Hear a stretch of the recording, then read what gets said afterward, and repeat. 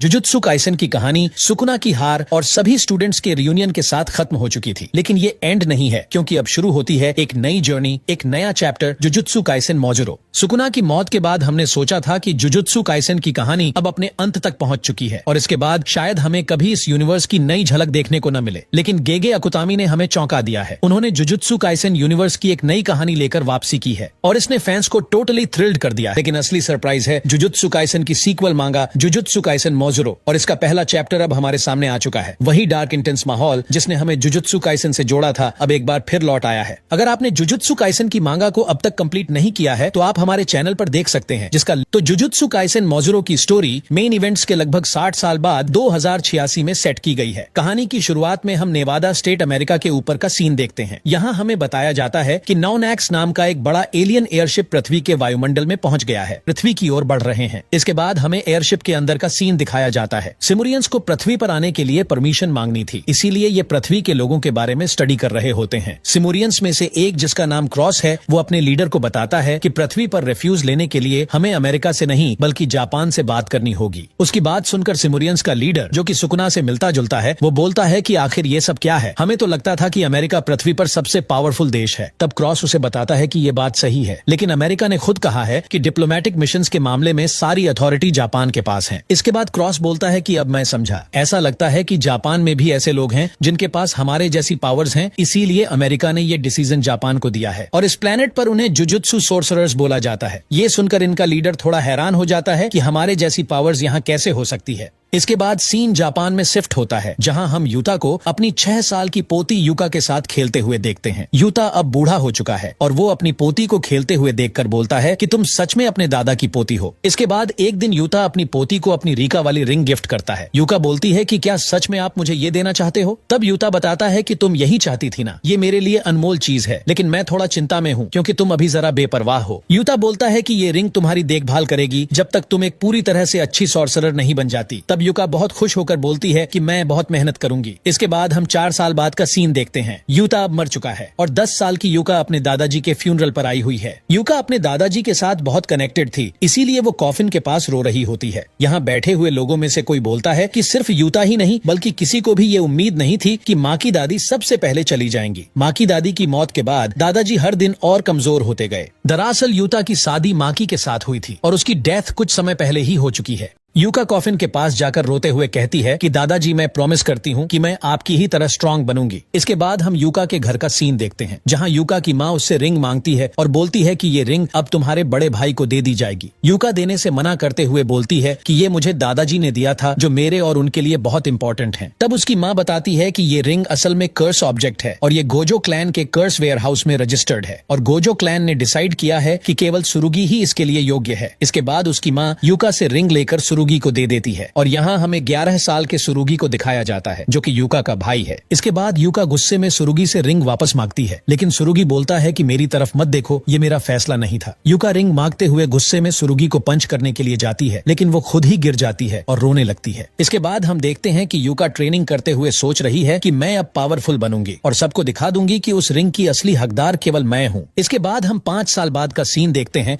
जहाँ से असली कहानी शुरू होने वाली है। किसी जगह पर हम एक छोटे लड़के को रेट्रो आर्केड गेम खेलते हुए देखते हैं और उसके बगल में एक नया कैरेक्टर उससे बातें कर रहा होता है। ये बंदा लड़के से पूछता है कि क्या इस तरह का क्रूअल गेम खेलना सही है। ये बच्चा उसे बताता है कि ये सब नॉर्मल है। तब ये बंदा बोलता है कि अगर ये सच में नॉर्मल है तो फिर अगर ये सब तुम्हारे साथ भी हो जाए तो तुम्हें शिकायत नहीं करनी चाहिए। इसके बाद सीन शिफ्ट होता है। यहाँ हम यूका और सुरुगी को किसी के साथ देखते हैं जो एक सोर्सरर और जापानीज ऑफिसर है जिसका नाम उसामी है। उसामी इन दोनों को यहाँ एक मिशन देने के लिए आया है। यूका अब 16 और सुरुगी 17 साल के हो चुके हैं। यहाँ हमें जापान में हो रही एक नई मुसीबत का पता चलता है। उसामी उन्हें बताता है कि जापान में लोगों खासकर बच्चों को लगातार किडनैप किया जा रहा है और उनकी कर्स एनर्जी का यूज एनर्जी रिसोर्सेज की तरह हो रहा है। वो बोलता है कि पुलिस भी उन्हें ट्रैक नहीं कर पा रही है, इसीलिए हमें लगता है कि इसमें सोर्सरर्स भी इन्वॉल्व हो सकते हैं और इसीलिए मैं चाहता हूँ कि तुम तीनों इसकी जांच करो और जो भी सबूत मिले उसकी रिपोर्ट तुरंत हायर अप्स को दो, चाहे वह प्रूफ कितना ही छोटा क्यों ना हो। इस बात पर यूका पूछती है कि वो तीसरा बंदा कहाँ है। तभी उनके सामने एक सिमूरियन आता है जो खुद को इंस्पेक्टर मारू के रूप में इंट्रोड्यूस करता है। स्पेसशिप में हमने जिस क्रॉस को देखा था, मारू उसी सिमूरियन का भाई है। क्रॉस ने मारू को पृथ्वी पर सोर्सरर्स और यहाँ के लोगों के बारे में स्टडी करने के लिए भेजा है, जिनके पास उनके जैसी पावर्स हैं। इसीलिए उसामी मारू को यूका और सुरुगी के पास लेकर आया है। हालांकि मारू एक एलियन है, ये बात सिर्फ उसामी जैसे कुछ गिने चुने लोग ही जानते हैं। यहाँ मारू बताता है कि वो एक विदेशी सोर्सरर है। इस बात पर यूका हैरान हो जाती है कि जापान के बाहर भी जुजुत्सु सोर्सरर्स हैं। इसके बाद यूका मारू को बताती है कि कर्स एनर्जी एक प्रकार की इमोशनल एनर्जी है जो केवल जापानी लोगों से निकलती है। इसीलिए जुजुत्सु सोर्सरर्स केवल जापान में ही पैदा होते हैं, लेकिन आप जैसे कुछ रेयर सोर्सरर्स भी हैं जो जापान से नहीं हैं। ये सुनकर मारू बोलता है कि मैं समझ गया, किडनैपर्स केवल जापानियों को टारगेट कर रहे हैं क्योंकि वो लोग कर्स एनर्जी के पीछे हैं। तब उसामी उसे हाँ बोलते हुए बताता है कि मानव तस्करी की दुनिया में जापानी ऊंची कीमतों पर बिकते हैं। मारू की बात सुनकर सुरुगी चिढ़कर बोलता है कि इस आदमी को बेसिक भी नहीं पता है, इसके साथ मिशन पर जाने से मैं पागल हो जाऊंगा। तब यूका बोलती है कि ये सिर्फ एक छोटी सी इन्वेस्टिगेशन है, हम लोग किसी कर्स यूजर का सामना नहीं करने वाले हैं। मारू फिर से हैरान हो जाता है कि अब ये कर्स यूजर क्या है। इस पर सुरुगी और भी चिढ़ जाता है कि इस पागल को छोटी छोटी बात समझानी पड़ेगी। यूका मारू को मिशन पर ले जाना चाहती थी, इसीलिए सुरुगी उससे बहस करने लगता है। मारू हैरान होकर बार बार पूछ रहा था कि कर्स यूजर और जुजुत्सु सोर्सरर में अलग क्या है। उनकी बहस के बीच में मारू बार बार सवाल कर रहा था। तब सुरुगी मारू पर चिल्लाते हुए बताता है कि कर्स यूजर बुरे होते हैं जबकि जुजुत्सु सोर्सरर अच्छे होते हैं। यूका भी मारू पर चिल्लाती है कि अगर तुम चुप नहीं रहे तो हम तुम्हें यहीं छोड़ देंगे। उन दोनों की डांट सुनकर मारू बोलता है कि ये दोनों कितने बेरहम हैं। इसके बाद ये सीनियर बताता है कि मारू स्टेट पार्टी को रिप्रेजेंट करते हुए ऑफिशियल विजिट पर आया है, ये देखने के लिए कि जापानीज जुजुत्सु सोर्सरर्स क्या हैं। यहाँ मारू सोचता है कि मैं ये देखना चाहता हूँ कि तुम दोनों क्या कर सकते हो, और मैं उन इंसानों को देखना चाहता हूँ जो हमारे जैसी पावर्स रखते हैं, और ये भी कि क्या इंसान हम सिमरियंस के साथ रह सकते हैं।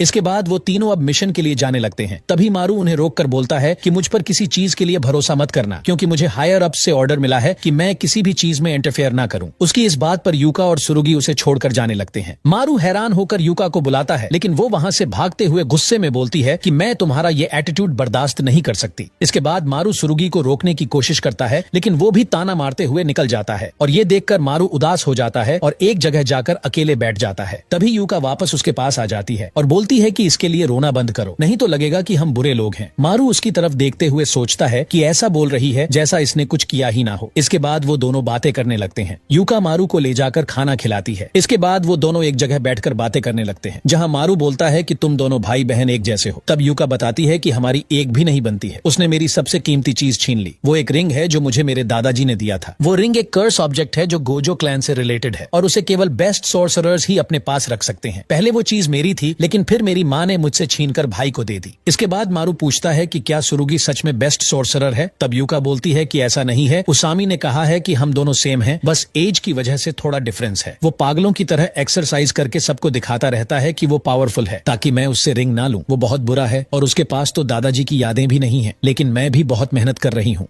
तब मारू बोलता है कि तो फिर चलो हम दोनों एक साथ इस मिशन को पूरा करते हैं और सबको दिखा दो कि तुम क्या कर सकती हो। और क्योंकि मैं एक इंस्पेक्टर हूँ, इसीलिए सबको लगेगा कि तुमने अकेले ही इस मिशन को पूरा किया है। पहले तो यूका बोलती है कि हमारे काम में ये करना अलाउ नहीं है, लेकिन बाद में वो बोलती है कि मैं ये जरूर करूंगी। उसकी बात से मारू खुश हो जाता है। यूका उससे पूछती है कि तुमको इस मिशन में इंटरफेयर ना करने का ऑर्डर मिला है, तो क्या तुम इसमें मेरी हेल्प नहीं करोगे। तब मारू बताता है कि जब तक मैं कर्स एनर्जी का यूज नहीं करूंगा, किसी को भी पता नहीं चलेगा। इसके बाद दोनों मिशन में लग जाते हैं, और जहाँ से बच्चे गायब हुए थे वहाँ ये दोनों सर्च करना स्टार्ट कर देते हैं। बहुत देर सर्च करने के बाद भी मारू को कुछ नहीं मिलता और वो थक कर वहीं लेट जाता है, लेकिन यूका को कुछ पता चलता है। इसके बाद यूका मारू को डायरेक्शन चूज करने को बोलती है, और मारू जो भी डायरेक्शन चुनता यूका पहले ही उसे नोट में लिख लेती। कुछ देर बाद यूका उसे डायरेक्शन वाली नोट दिखाती है। मारू देखता है कि जो डायरेक्शन नोट में लिखा है वही मैंने चूज किया था, लेकिन मारू को कुछ समझ नहीं आता है और वो पूछता है कि लेकिन इससे क्या होगा। तब यूका उस पर चिल्लाती है और बताती है कि इस रास्ते पर विजुअल गेज मैनिपुलेशन और कर्स डाला गया है। इसका मतलब रास्ते को इस तरह इंचेंट किया गया है कि इंसान ऑटोमेटिकली उसी दिशा में जाएंगे जो कर्स कास्टर चाहता है। ये सुनकर मारू हैरान हो जाता है। यूका उसे समझाती है कि ये कर्स रास्ता सिर्फ ट्रैप नहीं है, बल्कि यह एक बैरियर टेक्निक एक्टिवेट करने का ट्रिगर है। मतलब अगर कोई इंसान उसी ऑर्डर से रास्ते लेता रहेगा तो ट्रैप एक्टिव हो जाएगा और वो बैरियर में फंस जाएगा। मारू बोलता है कि इस टेक्निक का यूज करके बच्चों को चुपचाप फंसाना आसान है। इसके बाद मारू बोलता है कि तुम बहुत अमेजिंग हो यूका, सबको अब पता चल जाएगा तुम कितनी टैलेंटेड हो। तारीफ सुनकर यूका शर्माते हुए बोलती है कि ये बड़ी बात नहीं है, कोई भी स्किल्ड सॉर्सरर ऐसा कर सकता था। और तभी वहाँ सुरुगी भी आ जाता है और मारू से बोलता है कि तुम कहाँ पीछे रह गए थे। मारू सोचता है कि ये भूल गया कि इसी ने मुझे पीछे छोड़ा था। इसके बाद सुरुगी यूका से बोलता है कि लगता है कि तुमने भी बैरियर को सेंस कर लिया है, लेकिन अगर तुम लोग ऐसे ही पाथ पर चलते रहे तो पकड़े जाओगे। मारू हैरान हो जाता है कि इसने पहले ही बैरियर का पता लगा लिया था। इसके बाद सुरुगी उनसे बोलता है कि मैं एक टूल लेने जा रहा हूँ और वो वहाँ से चला जाता है। यहाँ यूका के लिए मारू सैड हो जाता है। यूका बोलती है कि इसमें तुम्हारी गलती नहीं है, लेकिन तुम मेरे लिए ऐसा क्यों फील कर रहे हो। तब मारू बताता है कि मेरा भी एक जुड़वा भाई है और हम दोनों के बीच बिल्कुल नहीं बनती, क्योंकि वो मुझे निकम्मा समझता है। मुझे बुरा लगता है कि हम दोनों एक दूसरे को कभी नहीं समझ सके, इसीलिए मैं नहीं चाहता कि तुम दोनों हमारी तरह दर्द में रहो। मारू उसे रिंग के लिए बातचीत करके समझौता करने के लिए बोलता है, लेकिन यूका बोलती है कि मुझे अपने भाई की चिंता जरा भी नहीं है, मुझे तो केवल किसी भी हाल में वो रिंग चाहिए। ये सुनकर मारू सोचता है कि इसके अंदर से इमोशन चला गया है और तभी वहाँ सुरुगी टेप लेकर आता है। वो तीनों उस जगह पर आते हैं जहाँ से ट्रैप शुरू होता है। सुरुगी बोलता है कि मैंने रिपोर्ट पूरी कर ली है और अब इस रास्ते को बंद करने का काम करते हैं। यूका बोलती है कि भले ही हम सभी रास्तों को ब्लॉक न करें, लेकिन कम से कम हम कंडीशन को फुलफिल होने से रोक देंगे। इसके बाद वो उस रास्ते में टेप लगा देते हैं ताकि सब यहाँ से दूर रहें। लेकिन तभी एक बच्चा दौड़ते हुए उसके अंदर चला जाता है। वो उसे रोकने के लिए तुरंत दौड़ते हैं, लेकिन उसके अंदर जाते ही बैरियर एक्टिवेट हो जाता है और वहाँ एक बड़ा सा हाथ आता है और बच्चे को लेकर गायब हो जाता है। ये देखकर तीनों हैरान हो जाते हैं। सुरुगी सोचता है कि अगर उसने स्पेशल ट्रांसफरेंस को एक बैरियर टेक्निक की तरह यूज किया है तो हम एक टॉप टायर कर्स यूजर का सामना करने वाले हैं। सुरुगी अपनी कटाना निकालते हुए यूका और मारू से बोलता है कि तुम दोनों उसामी को रिपोर्ट करो, मैं उस बच्चे के पीछे जा रहा हूँ। लेकिन यूका भी साथ आने के लिए बोलती है। तब सुरुगी उसे मना करते हुए बोलता है कि मैं साबित कर दूंगा कि मैं तुमसे ज्यादा पावरफुल हूँ। इस बात से यूका चिढ़ जाती है और वो भी टेप के अंदर आके सुरुगी के बगल में खड़ी हो जाती है। तभी वो हाथ फिर से आता है, लेकिन वो सिर्फ सुरुगी को अपने साथ ले जाता है और उसकी कटाना वहीं रह जाती है। यूका हैरान हो जाती है कि उसने केवल सुरुगी को ही क्यों उठाया, लेकिन उसकी कटाना देखकर यूका बोलती है कि कटाना एक कर्स टूल है। इसका मतलब जिनके पास बहुत ज्यादा कर्स एनर्जी है, ये बैरियर उन्हें रोकता है। मतलब यह सोर्सरर्स को घुसपैठ करने से रोकने के लिए है। मारू हैरान होकर पूछता है कि तुम्हारा भाई भी तो एक सोर्सरर है। तब यूका बताती है कि उसके पास कर्स एनर्जी नहीं है, इसीलिए उसे कर्स टूल का यूज करना पड़ता है। दरअसल माकी की तरह सुरुगी के अंदर भी कर्स एनर्जी नहीं है, वहीं यूता की तरह यूका के पास बहुत ज्यादा कर्स एनर्जी है। इसके बाद यूका मारू से बोलती है कि चलो अब हम उसामी को रिपोर्ट करके आज का काम खत्म करते हैं। लेकिन मारू सुरुगी की हेल्प करने के लिए बोलता है, लेकिन यूका बोलती है कि उसने मुझे बहुत परेशान किया है। उसने कभी नहीं सोचा होगा कि उसकी कटाना यहीं रह जाएगी, इसीलिए उसे यही सजा मिलनी चाहिए। मारू पूछता है कि अगर हम उसामी को अभी रिपोर्ट करें तो क्या वो अभी यहाँ आ सकते हैं। यूका बताती है कि वो अभी टोक्यो में होंगे। मारू यूका को बार बार सुरुगी की हेल्प करने के लिए बोलता है, लेकिन यूका साफ साफ जाने से मना कर देती है। तब मारू उस पर चिल्लाता है कि अगर सुरुगी मर गया तो तुम जिंदगी भर पछताओगी। ये सुनकर यूका शांत हो जाती है। मारू उसकी ओर देखते हुए बोलता है कि अपने भाई को ऐसे मत कोसो, चाहे वो तुम्हारी इंसल्ट करे, चाहे तुम दोनों कितनी भी लड़ाई करो, वो तुम्हारा अकेला भाई है, उस पर भरोसा करो। शायद वो अभी नहीं पर किसी दिन जरूर बदलेगा, लेकिन अगर वो मर गया तो वो मौका कभी नहीं आएगा। मारू उसे समझाते हुए बोलता है कि मैंने अपने भाई से उम्मीद नहीं हारी है और तुम भी मत हारो। तब यूका बोलती है कि मैं उसे बचाने नहीं जाऊंगी, लेकिन फिर वो बोलती है कि मैं जाकर उसका मुंह तोड़ूंगी। ये सुनकर मारू खुश हो जाता है और दोनों सुरुगी को बचाने के लिए निकलते हैं। इसके बाद सीन शिफ्ट होता है और किसी जगह पर हम सुरुगी को बंधे हुए किडनैपर के सामने देखते हैं। यहाँ किडनैपर सुरुगी को बताता है कि अब मैं ह्यूमन ट्रैफिकिंग का काम छोड़ दूंगा। वो सुरुगी से पूछता है कि तुम एक सोर्सरर हो, तुम्हें तो उसके बारे में पता होगा। लेकिन सुरुगी को समझ नहीं आ रहा था कि वो किस बारे में बात कर रहा है। तब ये बंदा बताता है कि पृथ्वी पर एलियंस आ चुके हैं। उसकी बातों पर सुरुगी यकीन नहीं करता और बोलता है कि मुझे लग रहा था कि तुम स्मार्ट हो। ये बंदा बोलता है कि दुर्भाग्य से मैं सच बोल रहा हूँ। किडनैपर बताता है कि इंस्पेक्टर जनरल ने एलियंस के आने को एक स्पेशल ग्रेड इंसिडेंट घोषित किया है, क्योंकि ये उसी इंसिडेंट के लेवल पर माना गया है जैसे 68 साल पहले सुकुना द्वारा किया गया था। सुरुगी बोलता है कि ये नहीं हो सकता, क्योंकि सुकुना एक मॉन्स्टर था जिसने कत्लेआम से पूरे शहर को ग्राउंड जीरो बना दिया था। तब ये बंदा बताता है कि सुकुना को हराने के बाद Kyoto paranormal security treaty sign की गई थी और तब से एलियंस के साथ की सारी डिप्लोमेसी की जिम्मेदारी जापान को दी गई, क्योंकि जापान ने ही सुकुना को रोककर दुनिया को बचाया था। लेकिन दूसरे प्लेनेट के बीच कल्चरल बैरियर्स बहुत डिस्टॉर्शंस पैदा करेंगे। वो बोलता है कि मुझे यकीन है कि एलियंस जल्द ही वॉर स्टार्ट करके हम पर अटैक करेंगे। ये डिप्लोमेटिक मिशन और आने वाली वॉर जापान का असली चेहरा दुनिया के सामने ला देगा कि वो अब पहले जैसे पावरफुल नहीं है। सुरुगी को उसकी बात समझ नहीं आती थी तब किडनैपर बोलता है कि मैं जानता हूँ कि तुम कलिंग गेम इंसिडेंट के बारे में जानते हो, जिसके बाद ट्रीटी साइन हुई थी और जापान को इतनी इज्जत मिली थी। लेकिन उस टाइम जापान के पास गोजो और यूजी जैसे ग्रेट सोर्सरर्स थे जिन्होंने कलिंग गेम को रोक दिया था। लेकिन इस टाइम पर जापान में उनके जैसा कोई नहीं है, और जब एलियंस के अटैक से दुनिया को पता चलेगा कि अब सोर्सरर्स कितने वीक हो गए हैं, तब हम लोगों का एनर्जी वाला बिजनेस बंद हो जाएगा। जापानी लोगों की कीमतें कम हो जाएंगी और इसमें पैसे की कमी के चलते मुझे ये बिजनेस बंद करना पड़ेगा। इसीलिए तुम्हें बेचकर मैं लास्ट बार बड़ा प्रॉफिट बनाना चाहता हूँ। वो बताता है कि बच्चे को मैंने पहले ही पैक कर दिया है। तुम्हारे अंदर कर्स एनर्जी कम है, लेकिन फिर भी तुम एक सोर्सरर हो, इसीलिए ऑक्शन में अच्छी कीमत मिलेगी। बच्चों के हाल देखकर सुरुगी उसे सुनाने लगता है कि तुम ऐसे फालतू एडल्ट हो जिसे कोई जॉब नहीं मिलती। सुरुगी की बात पर यह बंदा उसे बुरी तरह से पीटने लगता है और बोलता है कि तुम्हें बचाने के लिए यहाँ पर कोई नहीं आएगा। लेकिन तभी इस रूम का गेट टूटता है और उड़ते हुए आकर किडनैपर को उड़ा देता है। यहाँ पर अब मारू और यूका भी आ जाते हैं। यहाँ फ्लैशबैक में हमें दिखाया जाता है कि कैसे ये दोनों मारू की कर्स टेक्निक का यूज करके यहाँ तक पहुंचे। मारू यूका का हाथ पकड़ता है और बताता है कि मेरी कर्स टेक्निक बैलेंस सीख करेगी और उसे खोजेगी जो तुमसे मैच करता है। और क्योंकि यूका और सुरुगी सिबलिंग्स हैं, मारू की कर्स टेक्निक सुरुगी का पता लगा लेती है। फ्लैशबैक खत्म होता है और उनके आते ही सुरुगी अपने हाथ की रस्सी को तोड़ देता है। वहीं मारू उससे बच्चे को वापस लौटाने के लिए बोलता है। तभी यूका सुरुगी को आवाज लगाती है और उसे फाइट करने के लिए बोलती है। ये सुनकर मारू बोलता है कि इस सिचुएशन में भी ये लड़की अपने भाई से ही फाइट करने के लिए बोल रही है।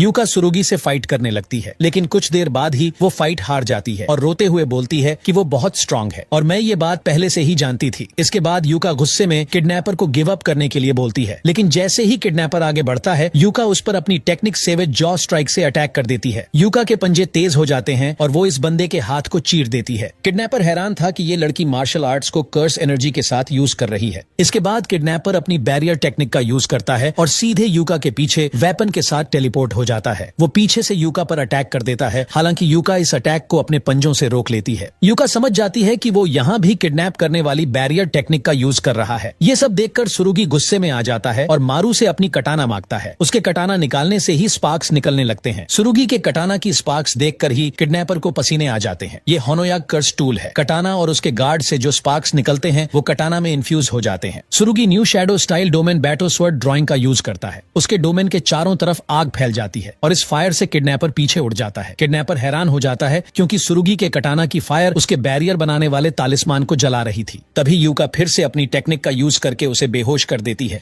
इसके बाद मारू बोलता है कि सभी बच्चे ठीक हैं और सांस ले रहे हैं। यहाँ सुरुगी यूका से बोलता है कि तुम स्ट्रांग हो चुकी हो। ये सुनकर यूका हैरान हो जाती है। सुरुगी बोलता है कि मैं और भी ज्यादा ट्रेनिंग करूंगा और पावरफुल बनूंगा ताकि एक दिन तुम्हें ये रिंग लौटा सकूं। इसके बाद हमें एक फ्लैशबैक दिखाया जाता है जब सुरुगी 7 साल का था। यहाँ वो अपनी दादी यानी कि माकी के साथ खेल रहा था, वैसे ही जैसे यूता के साथ यूका खेलती थी। यहाँ माकी उसे ट्रेनिंग देते हुए बोलती है कि तुम मेरे जैसे हो सुरुगी। और जिस दिन यूता अपनी रिंग यूका को दे रहा था, तब ये चीज सुरुगी बाहर से देख लेता है और वो भी माकी से रिंग मांगता है। तब माकी उसे समझाती है कि वो रिंग खतरे से बचाने के लिए है, लेकिन तुम स्ट्रांग हो और तुम्हें इसकी जरूरत नहीं है। और जब उसकी माँ यूका से रिंग लेकर सुरुगी को देती है, तब सुरुगी उन्हें मना करते हुए बोलता है कि मुझे इस तरह की किसी चीज की जरूरत नहीं है। तब उसकी माँ बोलती है कि ये गोजो क्लैन का डिसीजन है। इस डिसीजन से सुरुगी को बहुत बुरा लगता है, जिसके बाद वो हार्ड ट्रेनिंग स्टार्ट करता है और सोचता है कि मुझे ग्रैनी ने ट्रेन किया है, मैं इस तरह की किसी चीज के बिना ही स्ट्रांग बनूंगा और सबको दिखा दूंगा कि मुझे रिंग की जरूरत नहीं है। वो यूका से माफी मांगते हुए सोचता है कि जब तक मैं सबको दिखा नहीं देता, मेरे पास ही ये रिंग रहने दो। इसका मतलब सुरुगी बिना मन के रिंग को अपने साथ रखे हुए है और वो रिंग यूका को लौटाना चाहता है। फ्लैशबैक अब खत्म होता है। तभी वो किडनैपर बोलता है कि तुम सब इडियट्स को अब मरना होगा, जिसके बाद वो अपनी टेक्निक एक्टिवेट करके सभी बच्चों को ट्रांसफर करने वाला होता है। इस बात को यूका और सुरुगी समझ जाते हैं, लेकिन उनके लिए अब देर हो चुकी थी। किडनैपर खुद के साथ बच्चों को टेलीपोर्ट करने ही वाला था, लेकिन तभी मारू अपने सिर के स्टोन को हटाकर अपनी तीसरी आंख खोल देता है। तीसरी आंख से निकली मारू की कर्स एनर्जी इतनी पावरफुल और खतरनाक थी कि वो किडनैपर एक बार फिर बेहोश हो जाता है। मारू को इस तरह देखकर यूका को कुछ भी समझ नहीं आ रहा था, लेकिन सुरुगी को किडनैपर की बात याद आ जाती है और वो पूछता है कि मारू, क्या तुम एक एलियन हो? मारू घबरा जाता है और अपनी तीसरी आंख छिपाने लगता है और इसका फर्स्ट चैप्टर यहीं पर खत्म होता है। लेकिन असली मजा तो अगले चैप्टर में आएगा, जहां हम सिमूरियंस की दुनिया और उनके मिस्टीरियस कैरेक्टर्स को अच्छे से समझ पाएंगे। अगर आपको वीडियो पसंद आई हो तो लाइक करके कमेंट में हमें जरूर बताना। मिलते हैं नेक्स्ट वीडियो में।